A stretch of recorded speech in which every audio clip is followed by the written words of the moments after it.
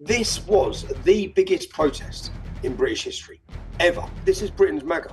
And every move they make, it's just backfired. How did the support from Elon to you happen? The left is the party of murder. What do you know about Prince Charles and his relationship with Muslims? Qatar are in bed with all of them. They own more in our capital city than Prince Charles. How concerned are you for an event that happened to Charlie Kirk to happen to you in the UK? It would spark an uprising like the government have in every country.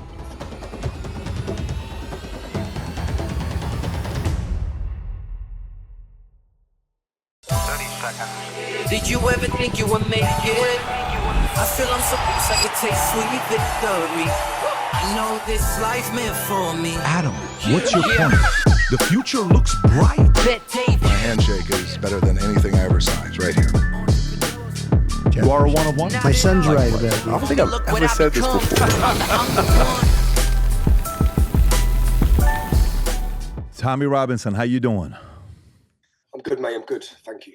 So, Unite the Kingdom, the protest you had in London, I saw videos of it. Rob, I don't know if you want to pull it up. The videos look like how many people? I hear numbers. I know the people who don't like you, they said it's 100,000. The videos look like millions are out there.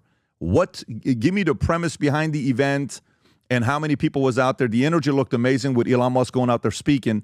Maybe tell us a little about the event. So this is our fifth event. So we started with 30,000. We then went to 100,000. We went to 200,000. And this Saturday we had millions of bricks. Millions. Okay. Now what's funny is watching them say 110,000 without just realizing that we had 2 million people watching live on X. So, and then you had millions that would have attended. Everyone there and anyone watching the videos, which are now reaching tens and tens, and if not hundreds of millions of people, can see it wasn't 110,000. So they just exposed themselves time and time again. This was the biggest protest in British history ever. Probably doubled the size of any protest. For years, we've heard about the Iraq war protest, and it was the biggest thing that this country's ever seen. No, this Saturday, Unite the Kingdom, the British public standing up and saying we're not being replaced and staying silent anymore. You're not having uncontrolled mass immigration, endangering our daughters, endangering our wives, whilst then beating us down with your racist labels, your fascist labels, or your Islamophobic labels. It doesn't wash anymore. It's broken. That has gone. That power that they had to install fear in a nation, because they did successfully for 20 years have everyone whispering. They had everyone whispering. That's gone. And every move they make, it's just backfired. It's literally like a fire's burning and they just keep pouring gasoline on it. Even their response to Saturday, they're just blowing the fire up even more. They're giving us more supporters. Every move they make, I just sit there and think, there's nothing you can actually do here. Yeah? There's nothing you can do to stop what has started. Now, our purpose of Uniting the Kingdom was to bring people together. This is Britain's MAGA. That's what it is, and it's not going anywhere. It's a movement of identity, of culture. We've lost our culture, and we've lost it intentionally because they have attacked it. They've attacked it, they've demonised it, and they've celebrated every other culture in this country. And as soon as we want to celebrate us, what you saw was the neglected, forgotten, silent majority coming out in their millions. And it was a wonderful day. The atmosphere was great. We had singers, we had entertainment.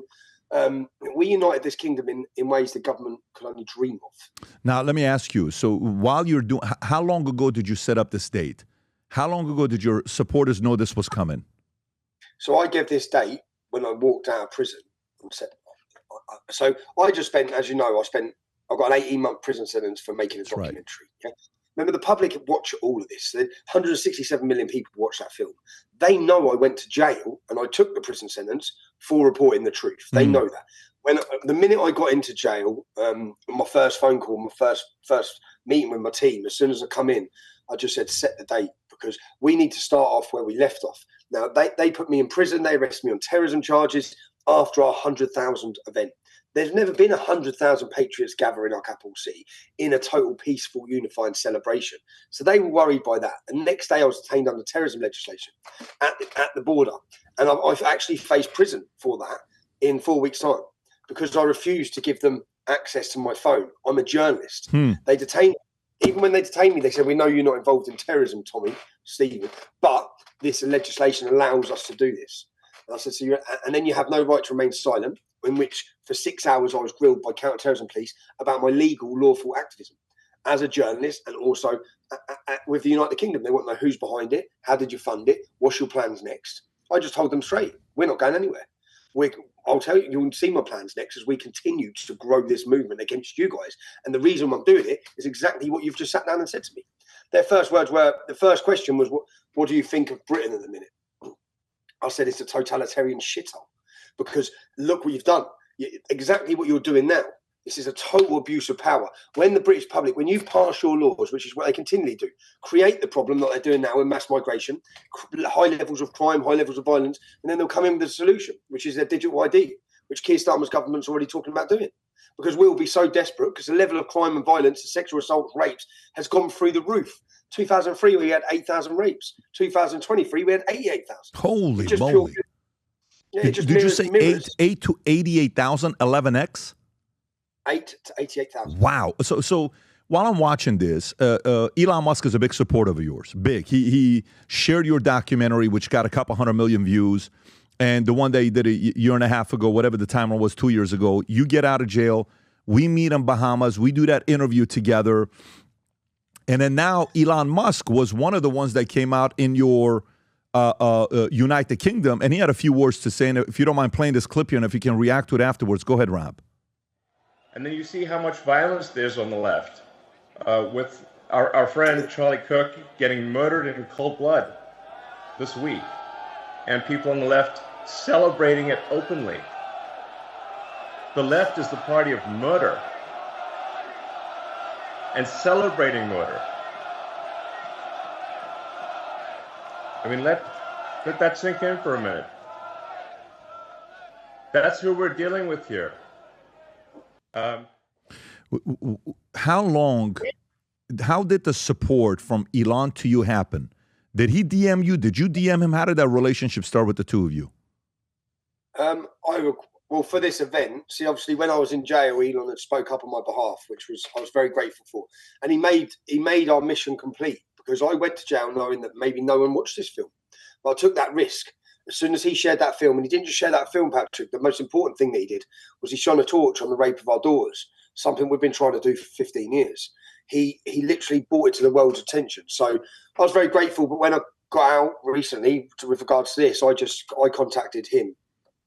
And I don't know if you're aware, but because Elon paid my legal bills on this next terrorism case, Elon's picked up the bills for it. He spent hundreds of thousands of pounds when in my imprisonment trying to change how I was being held, because I was being held in solitary confinement.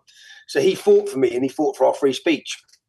In fact, Patrick, as Brits, the only people fighting for our free speech right now are in the United States of America.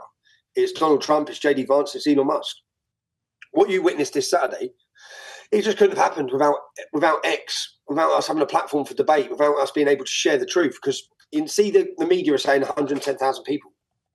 If we didn't have X, if I was still banned, because I'm still banned on Facebook and I'm still banned on Instagram, which I think Dana White's in charge there. I still don't, now he is.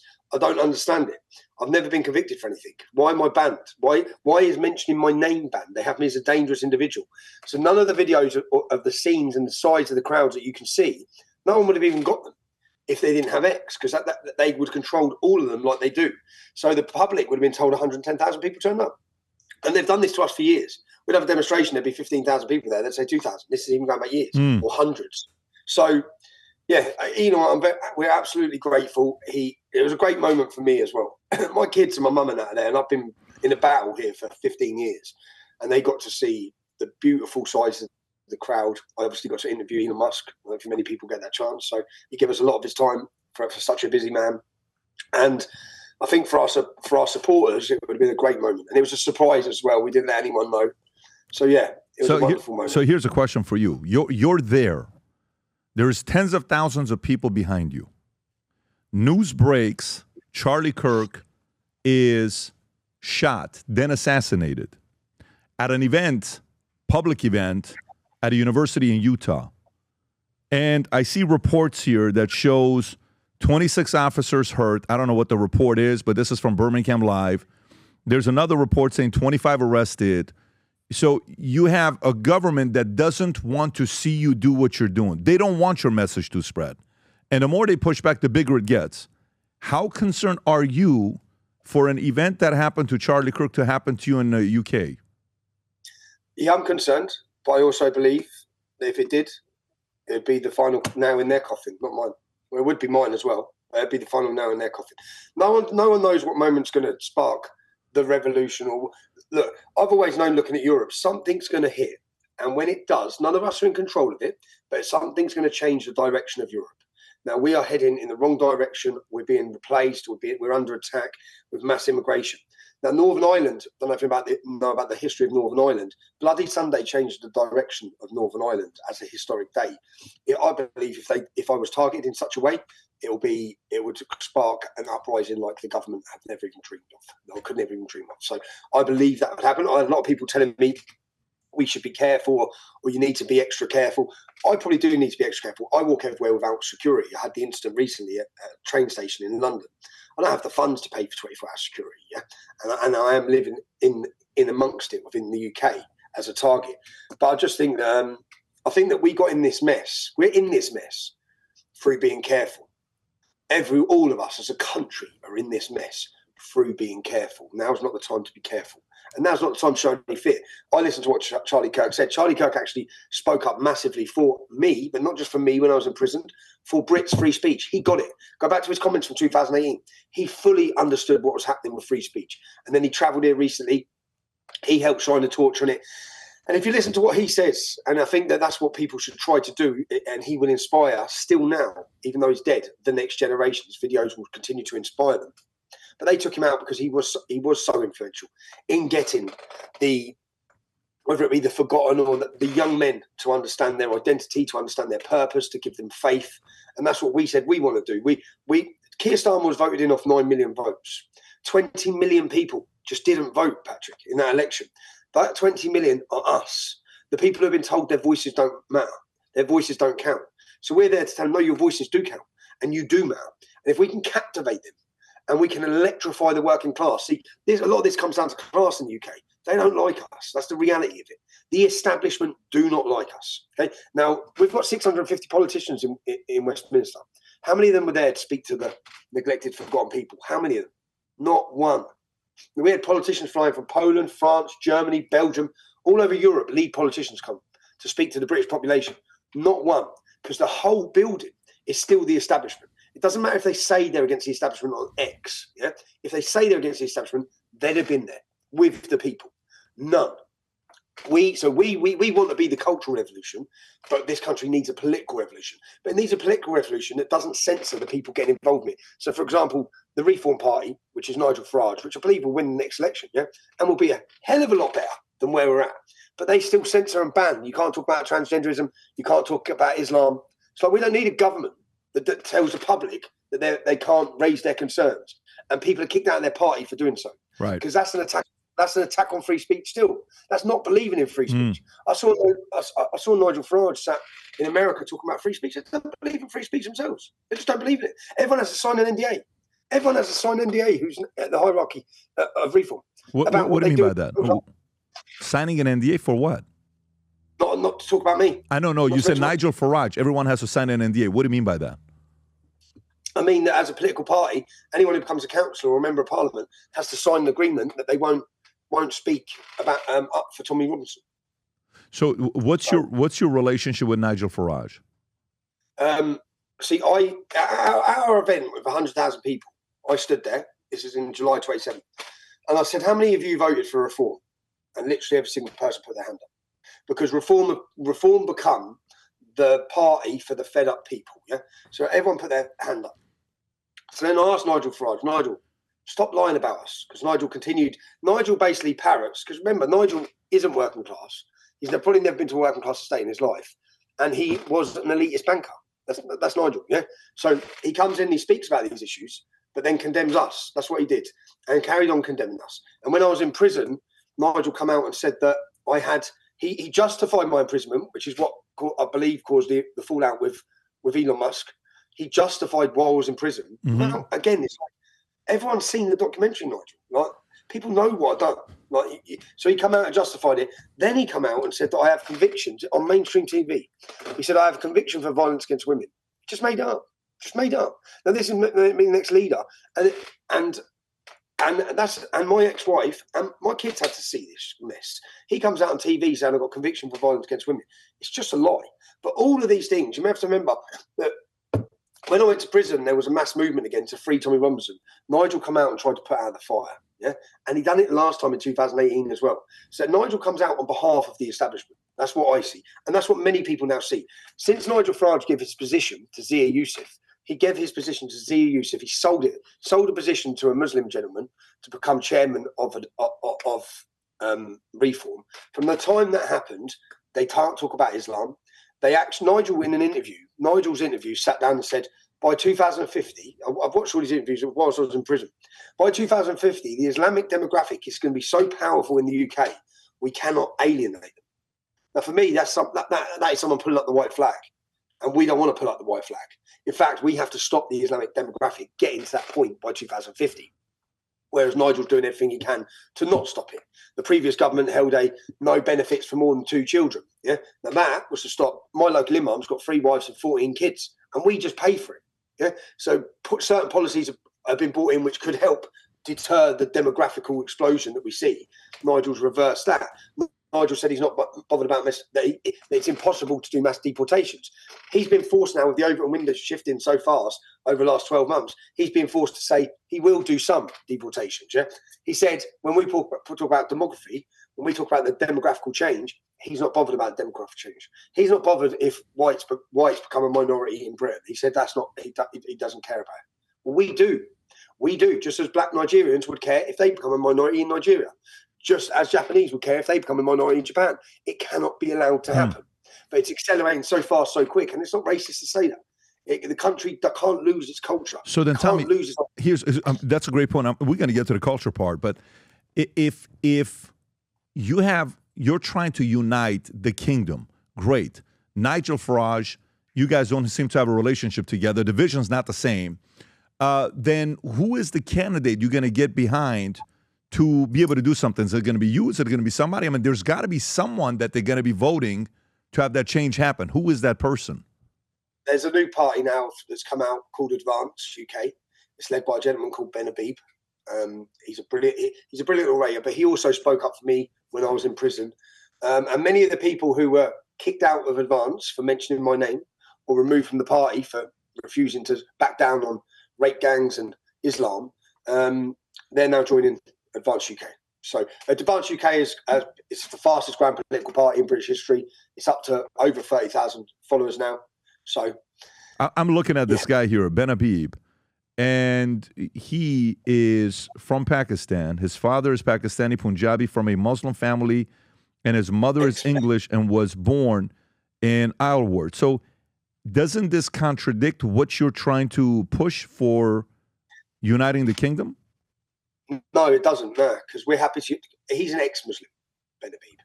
So he understands what we talk about. He's a Christian? And also, yeah. So what he wanted, when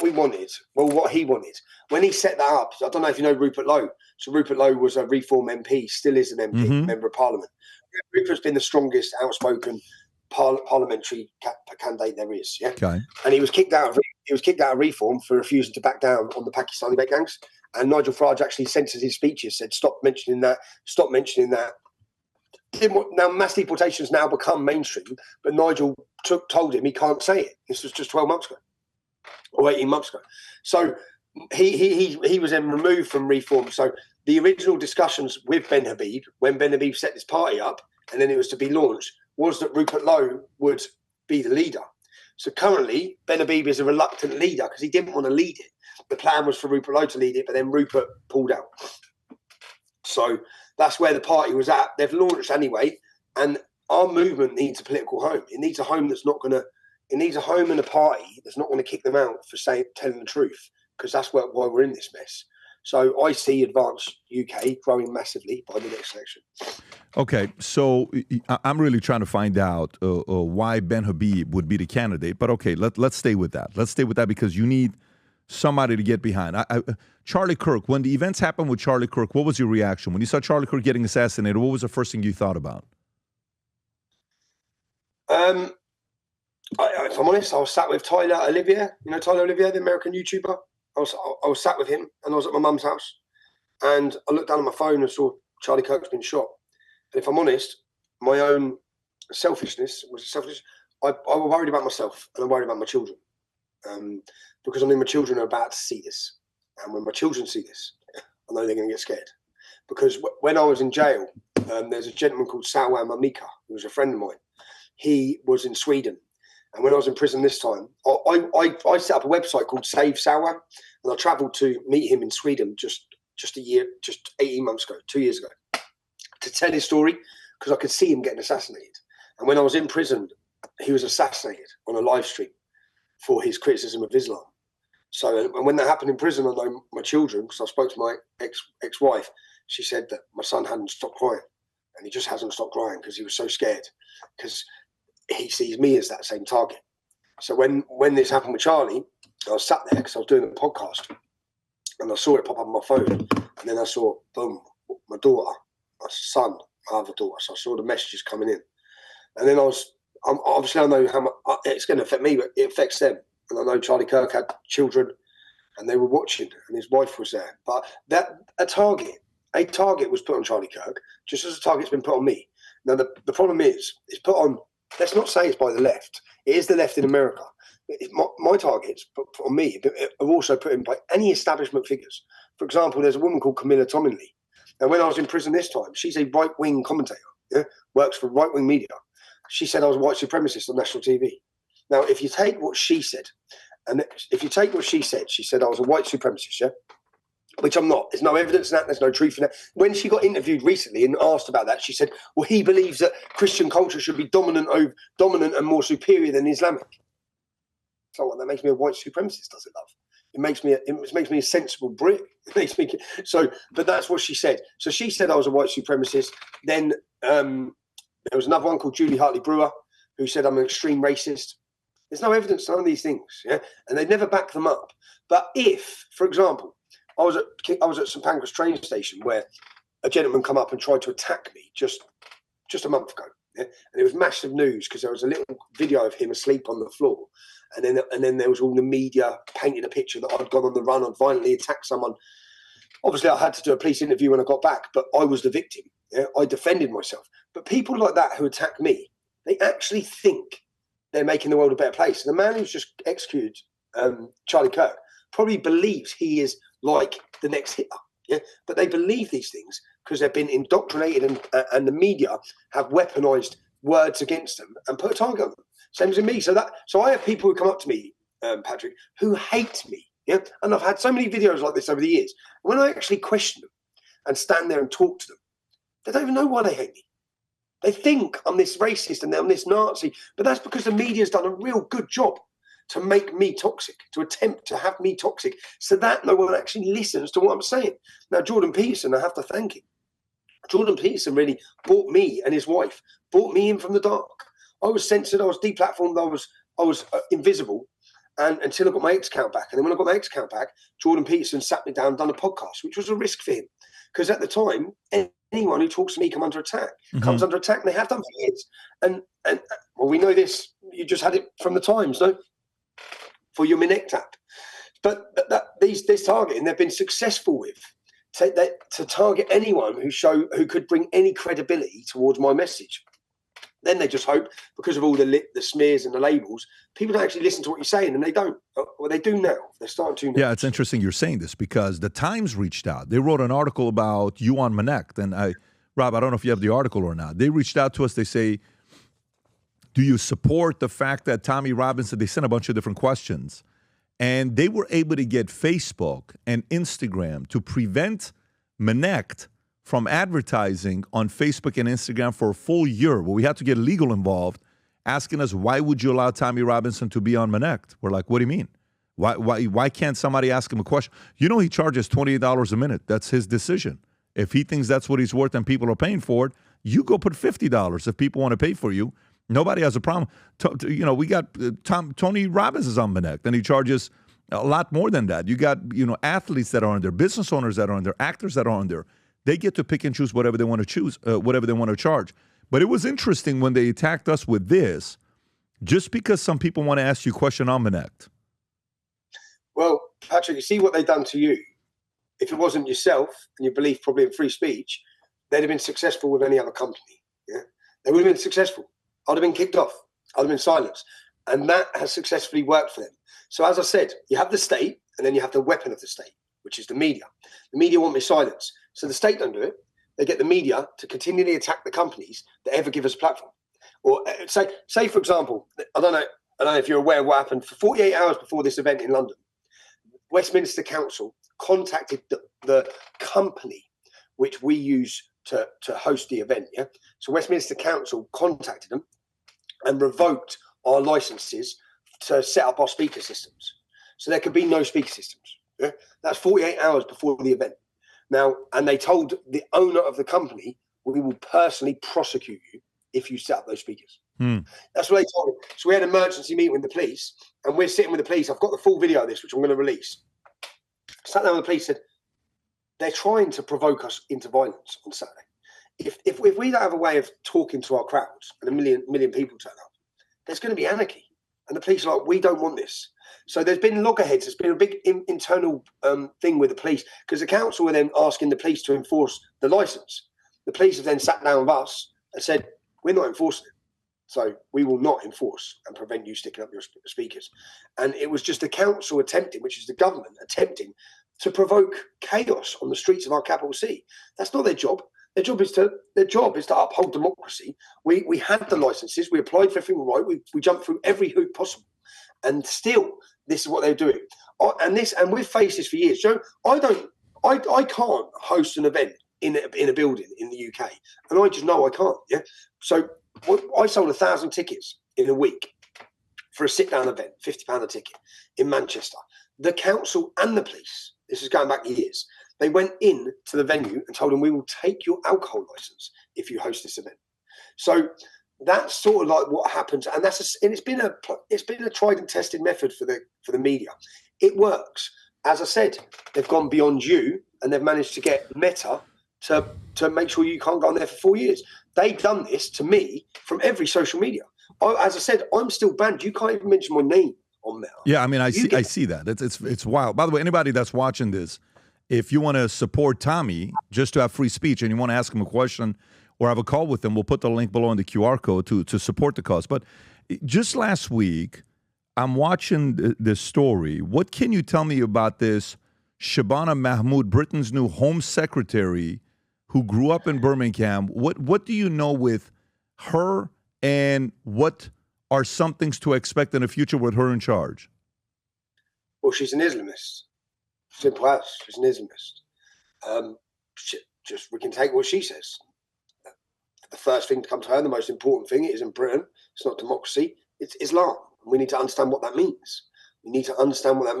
She signed off on my solitary confinement every 42 days.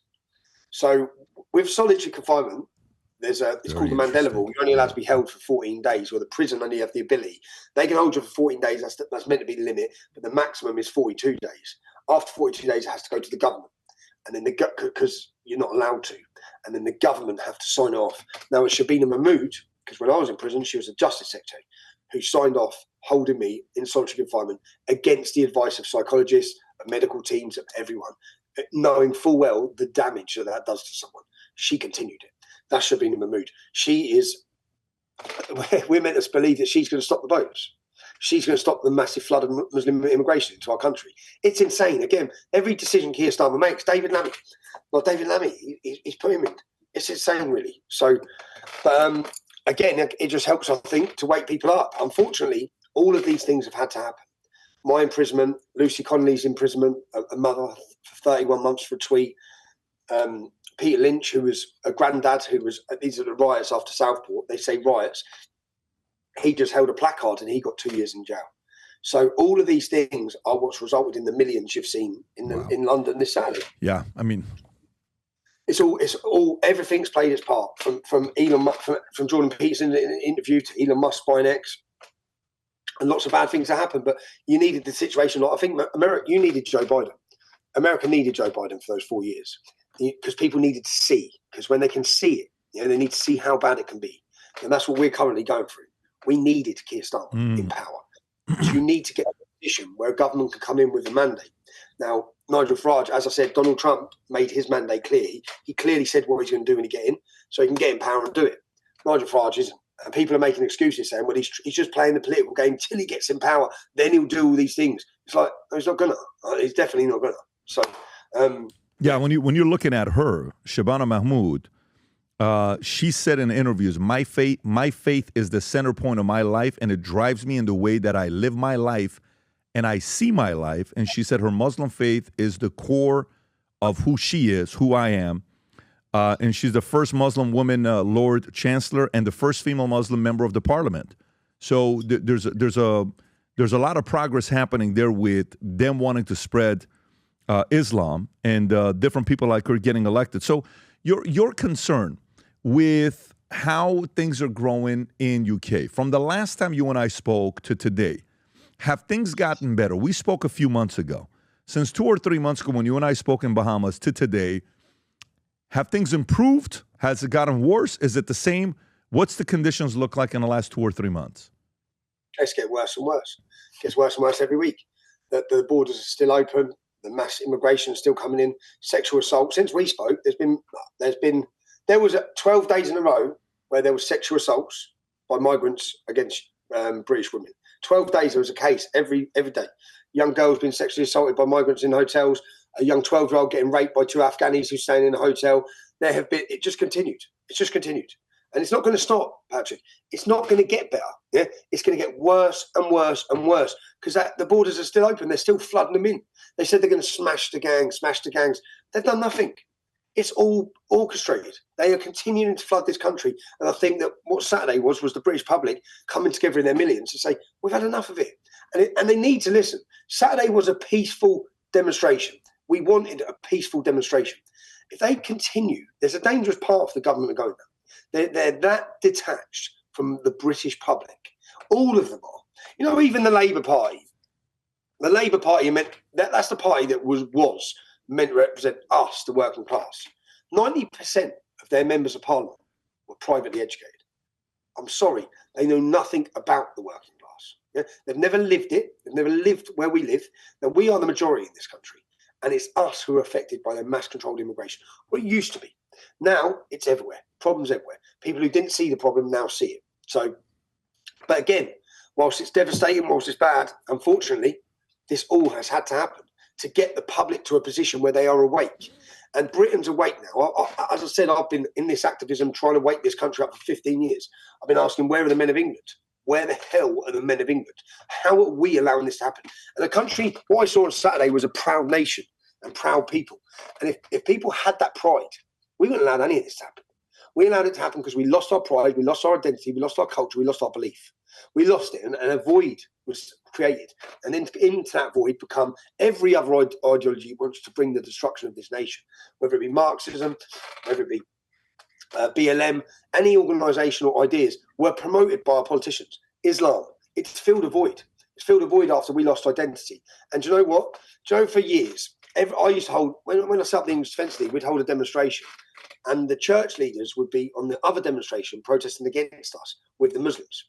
So the church leader, who's got no one in his church, by the way, has no people there, really, empty churches.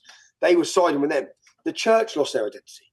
The church failed Christianity. The church becomes so weak in this country and embarrassing, flying LGBT flags from their church, going back on all of their values, whilst Islam don't budge. Not now. There is a Christian revival happening right now in Great Britain. How did the religion of Islam grow so much in UK? By the way, you know, what do you know about Prince Charles and his relationship with Muslims? Because he took an interest and he wanted to study them, and he's been very respectful about it. But there was a high level of interest into him. What is his relationship with Muslims? He loves it. He loves Islam. Why is that? So, who knows? Who knows, mate? Maybe he is a Muslim. Who knows? He comes out and makes comments like there's great respect for Sharia. Sharia would subjugate every single one of us, Charles. But to be honest, he's not my king. Yeah, and I think most people feel that way. And he's not just on Islam, on the whole World Economic Forum, the whole global climate change, just everything he's been part of and supported. Everything. And he's meant to be non-political. Yeah? The Queen was non-political, didn't make any of these comments. Charles, total opposite. So, and I think it should have skipped Charles and gone straight to Prince William and Kate, because the support for the monarchy is probably at the lowest ever, I'm guessing. People have had enough. And he is meant to be our king, and his people, which is us, our daughters are being raped from one end of this country to the other, and they're continually being put in danger. And he said nothing. He speaks up for the great contributions Muslims have done. Like, if there was no Islam in the UK, we wouldn't even be having these discussions on immigration, because immigration hasn't caused the problem. It's Islamic immigration that's destroying this nation. Yeah, I'm looking at this with the comments he made, Rob. There is multiple comments he's made, views on Sharia law. He made it back in the days, as well as some of the ones that's been recent, if I'm not mistaken. But he's constantly seems to be supporting it. And by the way, if he was one, let's just say he is Muslim, of course, now it would make sense that these types of things are happening. You know, it would show that there is support for it. No one's fighting back. But there is no documentation that he is a Muslim himself. There's just a lot of stories written about it. He was also, what was he given? He was handed was it £1 million cash? They had to justify. Google that story from Qatar, I believe. But he was given £1 million cash, like a bag of cash. And yeah, it's hard to know, but he is part of the same elite, yeah, which has the destruction of every one of our countries, including his own. They are flooding this country. No one can look at Great Britain and say it's gone in the right direction. No one. Not everyone from around the world is now laughing at Great Britain. They're laughing at it. Where is that? Yeah, it says right here, it was alleged that between 2011 and 2015, Prince Charles is reported to have accepted £3 million, 2.6 million in cash from Sheikh Hamad bin Jassim bin Jabbar Al Thani, a former prime minister of Qatar. The cash was allegedly given in physical form, suitcase, a hold-all. What is that, in Phantom Mason for carrier bag? These payments were then deposited into the Prince of Wales Charitable Fund. The office is denying any wrongdoing. What's that sound like? A big bag of cash? Sounds legit, doesn't it? Yeah, that's just the one that we know about. Well, what else? Because Qatar is the problem. Yeah, Qatar is the big problem. Now, Qatar has funded nearly £1 billion in Islamization of Europe. Every French ghetto, Qatar are behind. Yeah, including separating and segregating and polluting the minds of those Muslim communities. Qatar are behind. Qatar are behind the Muslim Brotherhood. Qatar are in bed with all of them. Qatar are in bed with Hamas. And whilst they do this, they're buying their way for our country. They own more in our capital city than Prince Charles. So, and here he is taking, how many years ago was that? So we know what the relationship is. He's laundering money from Qatar. He's being handed money from Qatar. What do Qatar get for that? It's not for nothing, is it? You don't give someone £3 million in cash for nothing. That's just a minor little, probably a little biscuit of the corruption that's going on. But what do they get? They have bought our country. They bought the ports in our country. They bought the shopping centres in our capital city. They bought the Harrods. They bought everything. So, and they bought our politicians. You can see how they bought them, but the public are not willing to be bought. Do you know, mad story? There's a Conservative MP called Af Salamin. Look this story up, yeah? Af Salamin, put Af Salamin, Tommy Robinson. Now, this Conservative MP approached me during my days in the English Defence League. Yeah, he sat down. He contacted me, and I went to see him. He said, "I want to sit down and talk to you," and he offered me money. He said, "Tommy, you will never worry about money again." I said, "What do you want?" He said, "I'd like you to set up a demonstration in the area that his area, which was Dudley, and then let it all blow up. Let everyone get hyped for this big demonstration. Then I'll step in," because he was a captain in the British Army for 10 years. So he spent a decade as a captain. He taught at Sandhurst. He taught Prince William and Prince Harry, at Sandhurst. He spoke the Queen's English better than the Queen, and he was a Muslim. So he's perfect for what they wanted, as in a perfect face of a Muslim who they can push forward and say, this is a perfect Muslim. So he approached me. My head started thinking. And this was before I was doing journalism. This one I was just a street activist. So I said, okay, let me go away and think about that and set up another meeting. So I went away, and then I set up another meeting with him, and I wore a wire and a camera, and I strapped it in. And when I sat down, he brought 2 other Muslims with him, and they were gangsters, yeah. So that he sat down with these 2 Muslims, and I recorded it all. And I said, lads, and I said, what are you doing here? He goes, oh, we're fun. We're just in. We want him in. I said, but you don't strike me as Conservatives. They said, no, we're Labour. I said, so if you're Labour, why are you supporting him getting in if he's Conservative? They said, we just want our man in. I said, okay. So from that, I recorded the whole thing, and he tells me, Tommy, when there's a room of 200 people and David Cameron comes in, that was our then Prime Minister, he walks past everyone else and makes a beeline straight for me. I've already been offered my seat on the cabinet, what cabinet seat I'm on, and I don't have the view of just getting to be an MP, Tommy, or on the cabinet. I'm going all the way to the top. You are going to have an unshakable ally after this. What year is this? What year is this? Google it, it'll come up. Afsalamin. 2015. Got it. I'm tracking. So, sorry, I've been ill, man. 2015. So he sits down, he tells me all this. I get it all on camera, and then I go away. And a week before the election, I walk into the Daily Mail. Yeah, because I wasn't a journalist at this point. Yeah, I was just a street activist. So I walked into the Daily Mail, and I said, right, it was a week before the election. I said, here is your next Tory minister, cabinet minister. And he's offering me money, and he's offering me friendship and partnership if I can fake a demonstration. And he's doing it with these people. So when you read that story, you wouldn't read that story and know it was me that gave them that story, yeah? Because I had to sign an NDA, and then they hammered me in the story, but I didn't care because I should have got recognition for this, yeah? Because I prevented. So when this come out, then the Mail, and do you know what he said in this? He said Qatar, he has already secured funding from Qatar to end all the homelessness. This is in his area. So he said he had a 8-year plan in his area that then in 8 years, that when you looked at his track record, he would have solved homelessness. He had millions and millions coming in investment from Qatar, all set up. So he had everything planned for his next 4 to 8 years, where he would regenerate the entire community of his area. So it just looks great for him by the time he gets to the point where he wants to go to the top. Then they do an investigation. Once I out this, the media then start looking into him. They find leaflets that he'd made like 3-4 years before he joined the military, talking about him supporting the Mujahideen taking over towns and cities in the UK to take over and have an Islamic caliphate in the UK. So basically, he went undercover as a jihadist, spent 10 years, went to Sandhurst, then was a captain for 10 years in the British Army. There was about, at this point, to be a cabinet minister for our government until I outed him. And when he rang me, so when I was in the Daily Mail, I then get a phone call from him. And this is the problem. I get a phone call and he says, Tommy. I said, yeah. He goes, I've just had the Daily Mail on the phone. I said, yeah. He said, what's going on? I said, some things ain't for sale, Afsil. You cheeky bastard. So, but the problem is, most politicians are for sale. Yeah, we've just seen then. What do you think that bag of £3 million cash is about? People, even our royals are for sale. Looking at that. Yeah, it's not a lot of money though. £3 million is not a lot of money to give up a country that was once UK. It was Great Britain, the Great Britain, right? Is it worth only £3 million? That's not a lot of money. Only £3 million. Qatar has spent $1 billion. Qatar has spent $1 billion to do this. Yeah? Qatar have funded it all.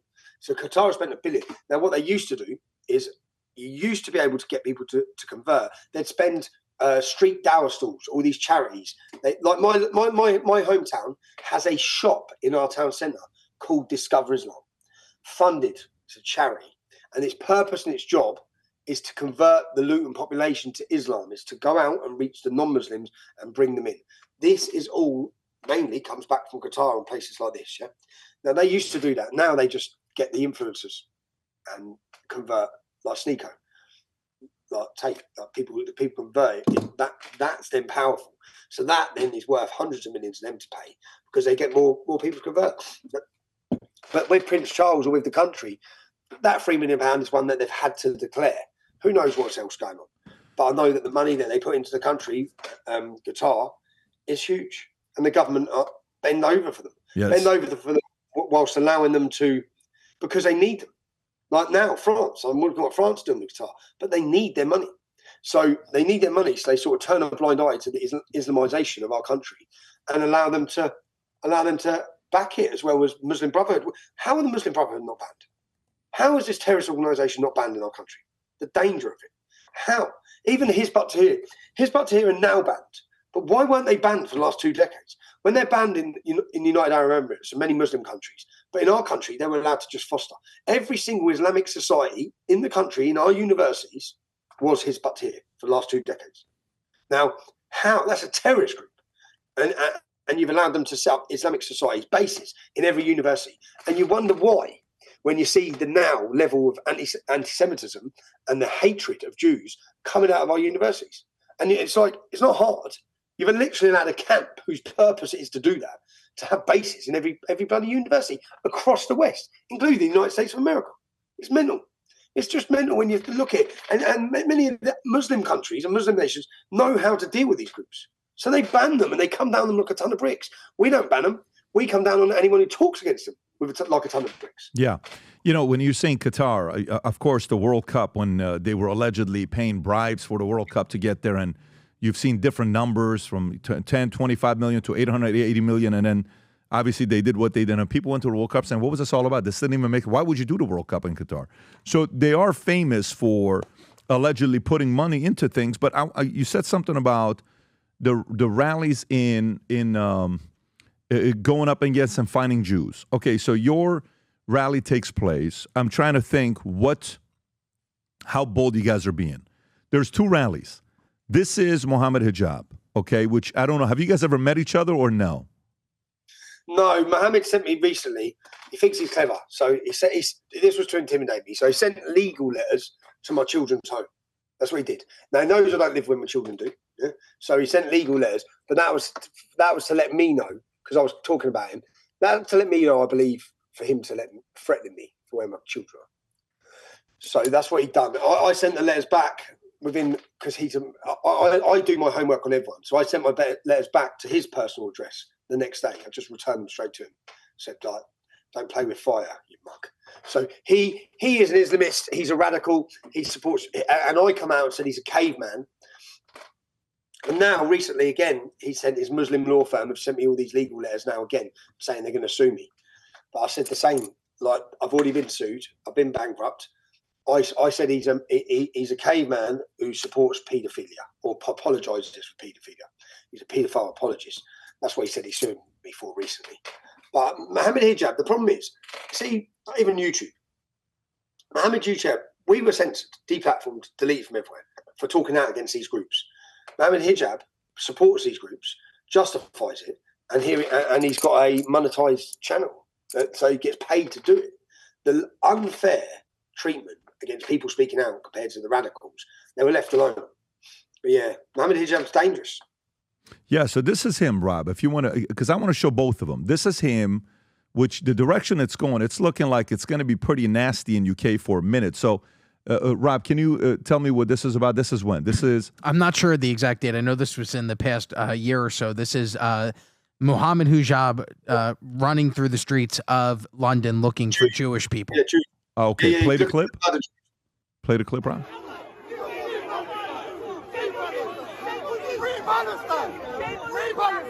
It was terrifying. The boys had to be rescued by the police as bottles and eggs rained down on them.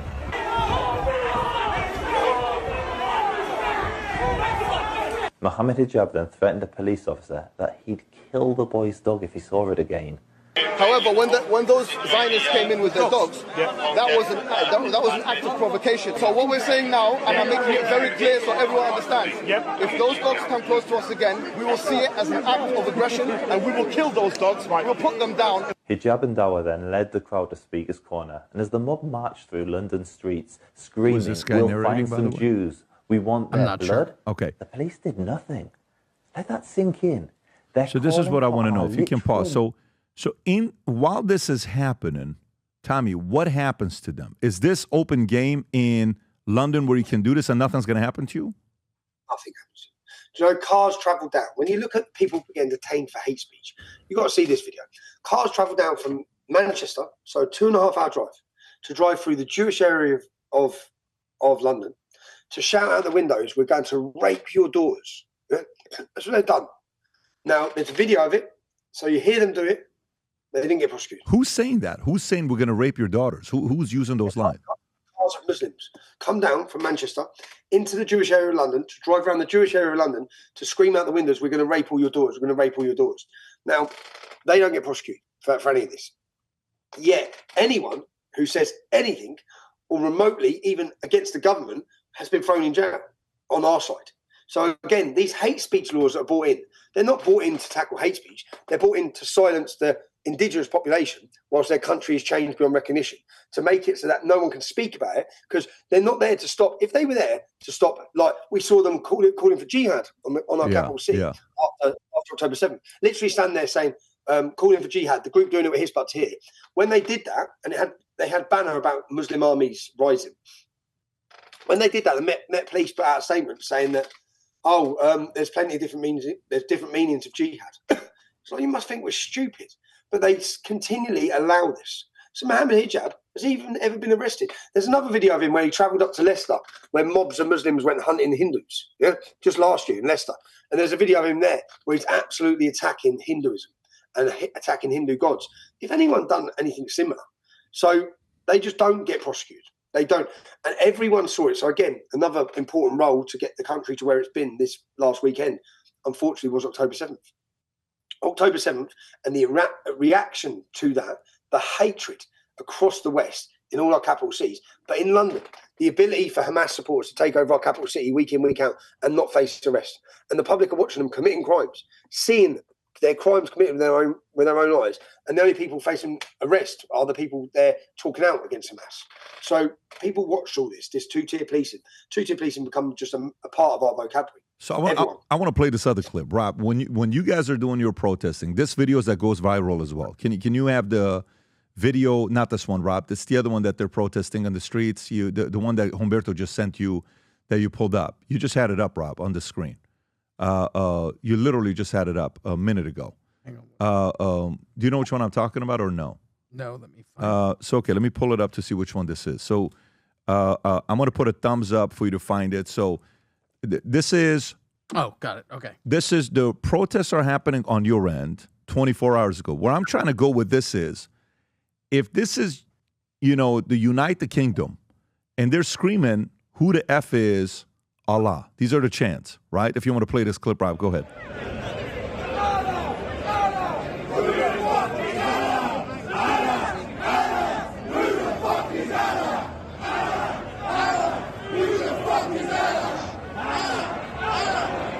Okay, you can pause it right there.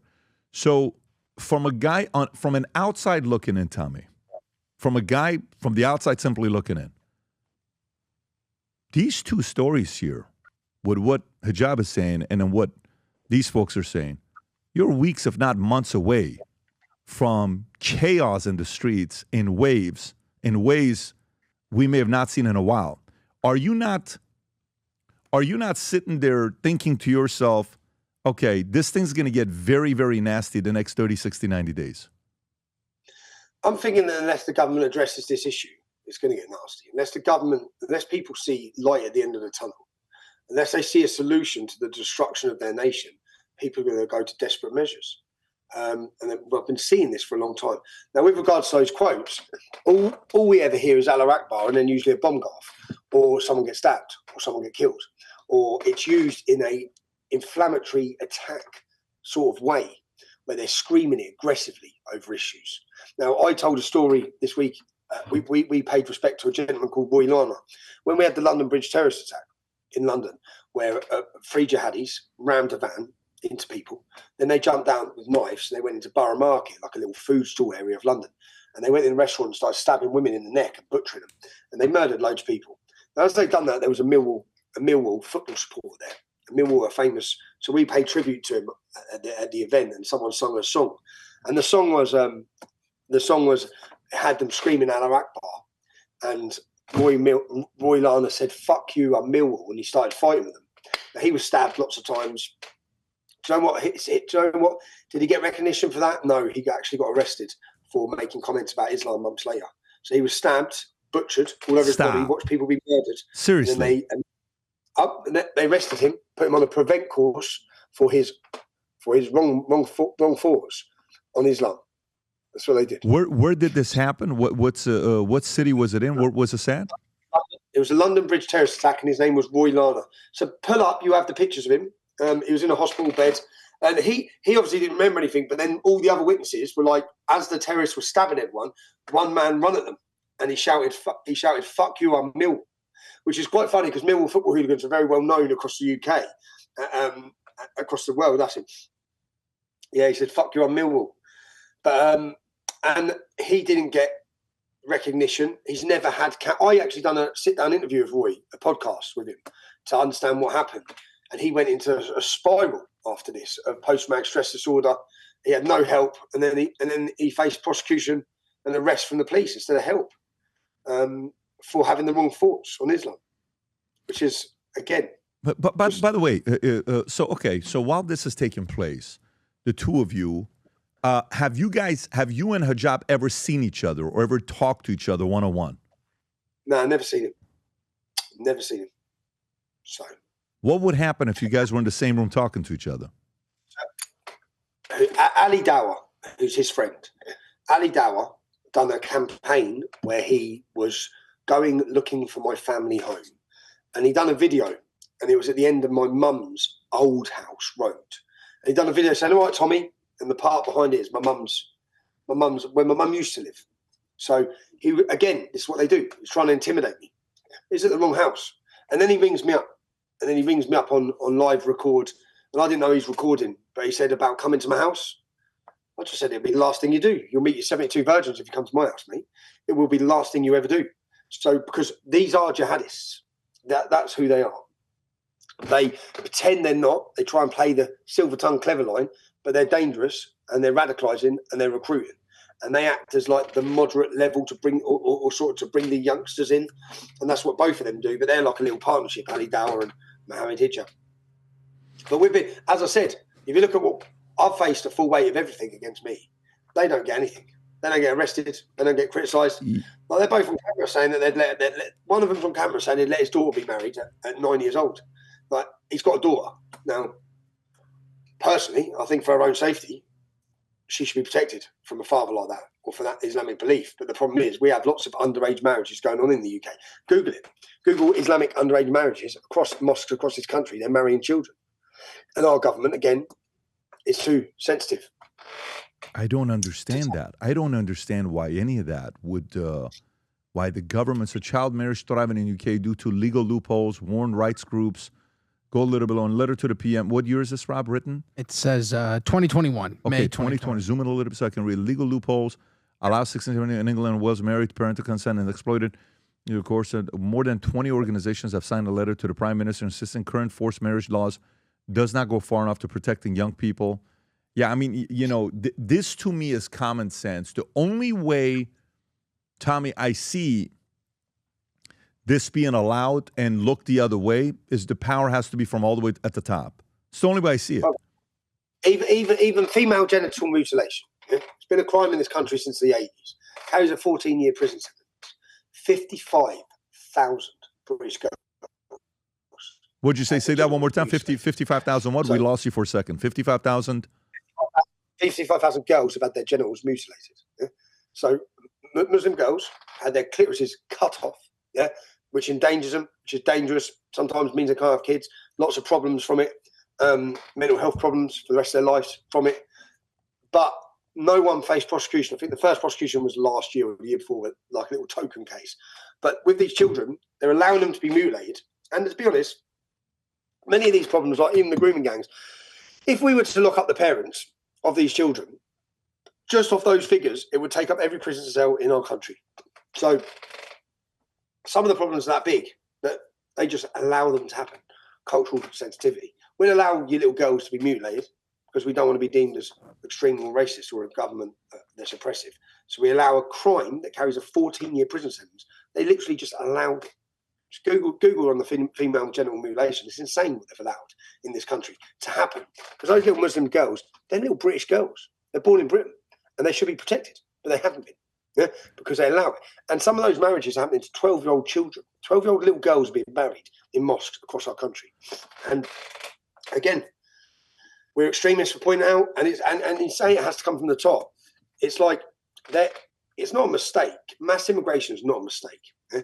It's happening. There's an attack on every Western nation. Our countries are being flooded. Our cultures are being diluted. all the while they're doing this, as I said, the mass corporations are benefiting from this. So, and the European Union and groups like this don't want individual countries to have individual identity. Now, how do you get them away from, I'm German and I'm Spanish? You just flood them with new cultures that then break down that resistance, break down that family, break down that community. And that's what we've seen happening. We don't really have strong communities. Tommy, let me ask you. I'm sorry to interrupt you. I'm still in shock. I'm just looking at this right now, the numbers. The estimate of 137,000 to 170,000, given a broader view of how many might be living with FGM, is what they call it. FGM, which is called female genital mutilation in UK. So President Trump, when he found out that the fentanyl was coming in from Venezuela and what was going on there, they went ahead and they got actively involved in the issues that was going on in Venezuela. What role or interest does the president have in U.S. hearing things like this that are happening, yet the president is a Christian man, he's a white man, and he's seeing what's happening in UK. He's got a lot of respect for the country, the history of it. Who is in his ear for him to find out the stuff that's going on there, to be involved and maybe influence the UK government to be a little bit more actively involved while these young girls and young kids are being, affected by it? Well, he already has got involved on the free speech issue. Now, if they can take our speech, which is their goal, we can't even talk about these issues then. So there's an Islamophobia bill that the Labour government are attempting to pass. If that passes, me giving you the facts and the statistics about the Islamic rape gangs would become illegal. I'd face criminal prosecution. So they're coming for our speech.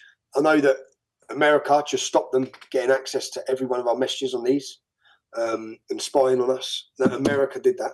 Yeah? J.D. Vance did that. Your Republican Party have done more to fight for our free speech than anyone. There's no one here fighting for it. Because, again, not only do we not have free speech, but they don't even believe in it. Yeah? Just as I said now with the Reform Party, they don't actually believe in free speech. So you have a country, and then the new generation coming through also. If you look at some of from their indoctrination in the education system, many of them don't believe in free speech. But if we don't have our speech, then we can't even highlight all these issues. So I think Donald Trump and America are obviously keeping a close eye on the developments of Europe. You know, when J.D. Vance went to Munich and he confronted them on free speech, he told them, you don't have to worry about Russia. That's right. Your biggest enemy is within. And do you know what that was like for us to hear? Do you know what? Because hope is contagious. And we have hope. I think you can see by this Saturday now, the public have hope. They also realise we're not alone in this fight. It's not, because we've always been alone. Yeah, we've been under attack and we've been alone. But now we have the leader of the free world who's seeing this, who speaks about this. The encouragement that gives us, Elon Musk, the encouragement it's given the public to have such a huge character and successful man just speaking out. In America, you just speak facts and you speak truths, which people have been too scared to speak here. Everyone's been scared, which I know that sounds mad, and it's quite embarrassing, really. You look at what I'd say is a nation of fearless men, or throughout history, the toughest men, who have always fought tyranny, who have always sacrificed, who have always been willing to go to battle. And then I look at that and think, we were paralysed through fear. We allowed a generation of our daughters to be raped. We actually allowed this. But I think when we get through this, people will look at this era and just in absolute shock of what was allowed to happen under the guise of diversity and under the power of political correctness. People really underestimate the power of it. Like, it's that powerful, man. And the problem you're going to have in America is when the Islamic community becomes such a vote bank, when they become such powerful that they then swing states. Yeah, that's when their power really comes. Because when you look at the UK and you look at the problems in the UK, I think they still say it's only 6% Islamic. It's like, Jesus Christ, man. What the hell do we think it's going to be like at 20%? It's no one actually planning this. There's no one planning ahead here. So there's no one looking, because they're planning ahead. They've been planning for 1,400 years. They're planning, and their goal is caliphate and world domination. That's what Islam wants.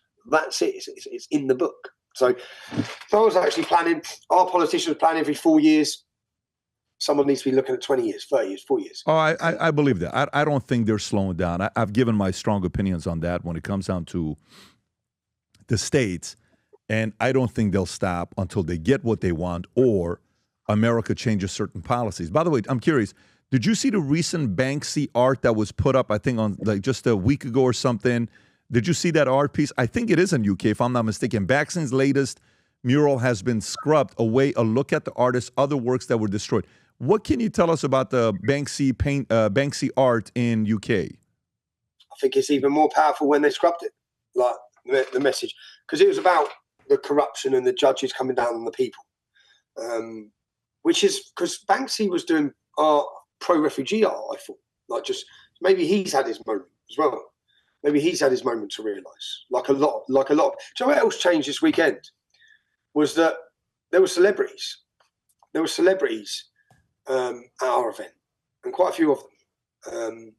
Which is you see, when it becomes acceptable to speak, then because I can tell you from my direct messages, how many professional footballers, how many boxers, how many of them offer me their support all the time, but none of them publicly. None of them publicly. But then this weekend, there was more. I don't want to name them, I don't want to bring trouble to them, but there were more people who stood up this weekend, and I was surprised to see some faces there. And encouraged, totally encouraged. Because it's when you've had this in America. I used to look at America and be envious because you had people with big platforms like yourself, like Charlie Kirk. You've had lots of them who are mainstream, who are credible, who have spoke openly and honestly about issues. In the UK, we've never had anyone. We've never had anyone at that level. Anyone in media, anyone in government, we've never had anyone. So it's always been left to us, which when it's left to us, it was quite easy for them to pigeonhole us as a certain demographic. Young men, working class men. So it wasn't that difficult for them to do that. They're struggling to do that now, especially with the amount of women. It's like a women's army is formed. I don't know if you've seen the group, the Pink Ladies. Now, these protests, these organic protests, the sporadic protests that are springing up across the country are led by local women in many of the issues. Women speaking out. So, yeah, but with regards to the Banksy art, the whole country knows now we don't have a fair judiciary. We have a corrupt judiciary. We have a corrupt judiciary which attacks people based on their political ideas. And everyone can see it. Everyone can see the unfair for him to do it, but for him to do it is a big statement, by the way. Rob, can you show the picture of what happens after they try to scrub the mural? I send you a picture of it if you want to just pull it up, because the way it looks, if you just go back and, Rob, Google it, just Google that word right there. Google the word and put it scrubbed, you'll see it. Banksy mural UK scrubbed. Scrubbed, yeah, there you go. If you go to it, images, that's what it looks like now. So interesting what it looks like now.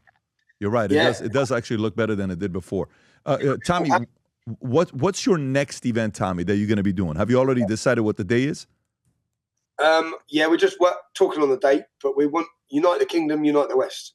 So because this is an issue, I think London, when you see the crowds this weekend, London has now been chosen as the battleground for these ideas, as in free speech against mass open border immigration. We'd love to work with partners across the world. This isn't just affecting us. I've always watched these movements and protests and same with the populist parties in Europe and thought, why are they not all together? All of us are affected by this. Let's not look at what we disagree on. Let's look at what we agree on. All of us that were there. So we united the kingdom successfully. They come from Wales, they come from Scotland, they come from Northern Ireland, they even come from the Republic of Ireland. We're all there because we love our countries. Individually, we love our identity and we love our cultures. But we are stronger together. That would put the fear of God into the establishment.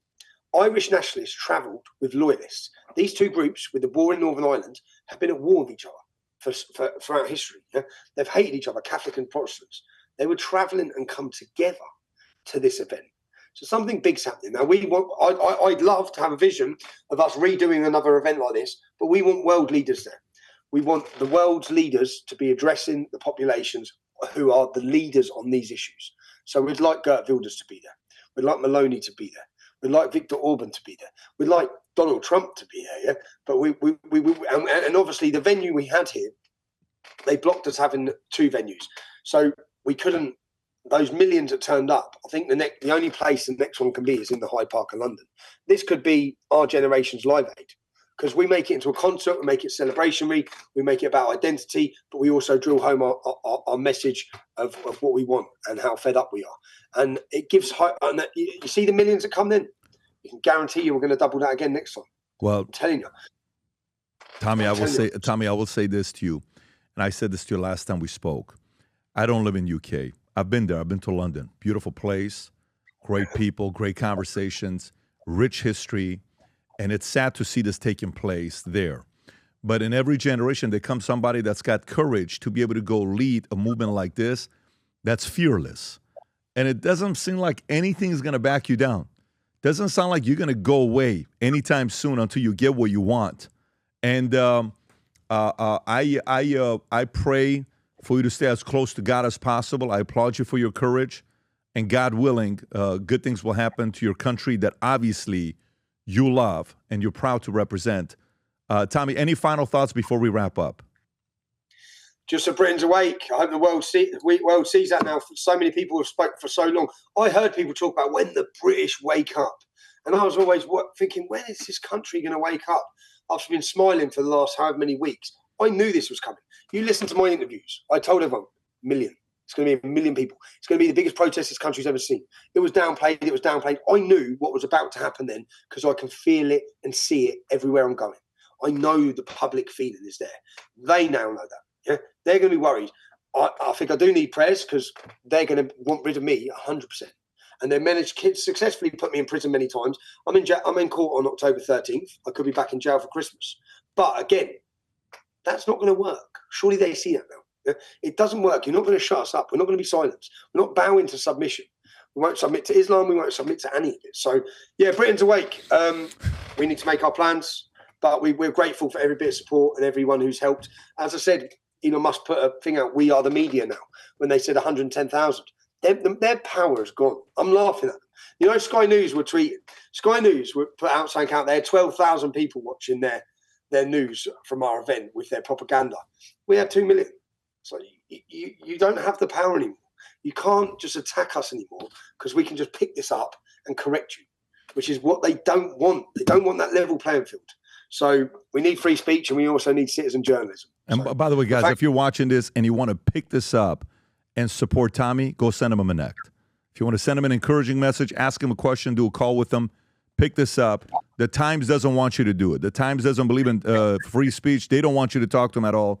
But if you support what he's talking about, a man this level of courage, to go out there and simply have free speech, show some support by sending him a message there. Tommy, once again, appreciate you for your time. I know you just got up to do this interview to a different time where you're at. We wish you all the best, Tommy. Thank you. Cheers. Thanks. Take care. Bye-bye.